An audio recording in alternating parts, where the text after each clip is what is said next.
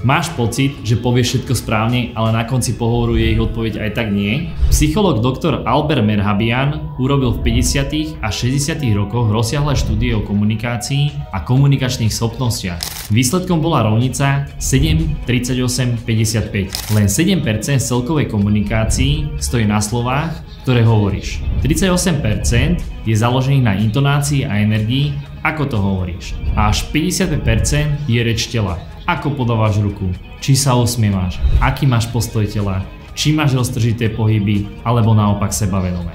Mnoho ľudí má v stresových situáciách rôzne zlozvyky, ktoré si často ani neuvedomujú. Keď robím výberové konania s uchádzačmi, často sa mi stáva, že sa príliš žmíria, ohrízajú si nechty, alebo sú naopak zamrznutí a uhýbajú pohľadom. Preto aj keď povedia všetko správne, takéto detaily pôsobia rušivo.